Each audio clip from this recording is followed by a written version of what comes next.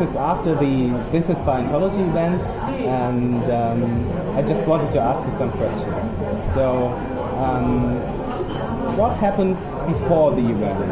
Before you got here, what difficulties did you have with Scientology just related to the event, when you heard of it and when you came here? Well, we had no difficulties in Los Angeles, Okay. Except for Jason. Okay. Jason's wife, 3 in the morning, received a phone call from Tommy Davis, who you all know. Yeah. And Tommy wanted to talk with Jason. She didn't tell him until the next morning when we were at the airport. Okay. And Jason decided he wouldn't call Tommy because he knew exactly what Tommy wanted to talk about. And so we traveled to Los Angeles. And when we got here and got to the hotel where we were staying, the Entheta Hotel in Ursula's Entheta City,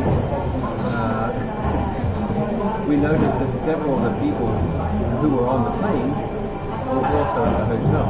Which by itself meant nothing. But after a while, when they are constantly near us all the time, we began to wonder. When we noticed these two men repeatedly, we began to obviously realize they were private investigators.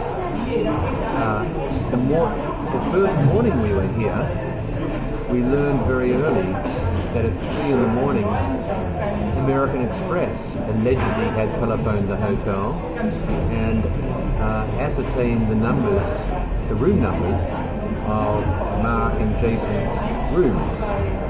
So we had to all change our rooms immediately for fear that they were going to access the rooms while we were away.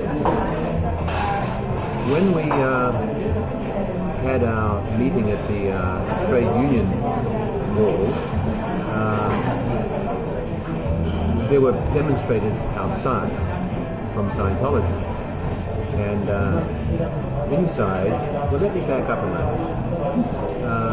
We also learned that morning that David Miscavige had sent his own delegation to Hamburg from the US. David Miscavige had sent Monique Yingling, who is one of his top tax lawyers from Washington, and had sent Bill Walsh, who is another top Scientology tax lawyer from Washington,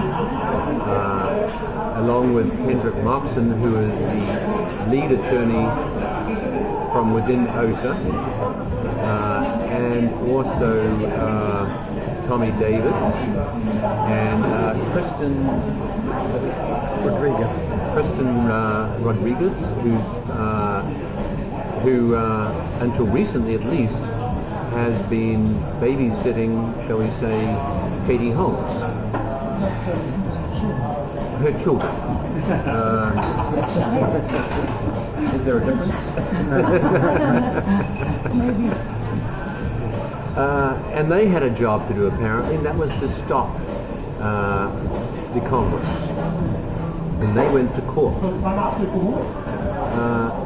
And here is more cake, so we have to stop for more cake. Before we had this delicious cake, I was talking about changing rooms.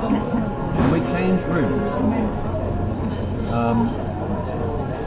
And we learned the real reason why DM had sent his delegation, and that was to try and shut down the Congress altogether. He had lawyers in Munich go to the court of Munich to try and prevent the conference from happening, or for them to have access to the panel as well. Ms. Caberta's lawyers convinced the court that that shouldn't happen, because they had already known for 4 or 5 weeks that it was going to happen, and if they had wanted to attend, they could have sent a letter then and made their reservations. By the time they had decided to do it, it was too late and it was sold out. So there was no room at the inn for Scientology. So they had an epic fail at that. So we started the Congress, and they were protesting outside, and they also once again tried to come inside. Sabine Lieber, the head of OSA in Germany, came in, and so did Kendrick Moxon, and they still couldn't get access.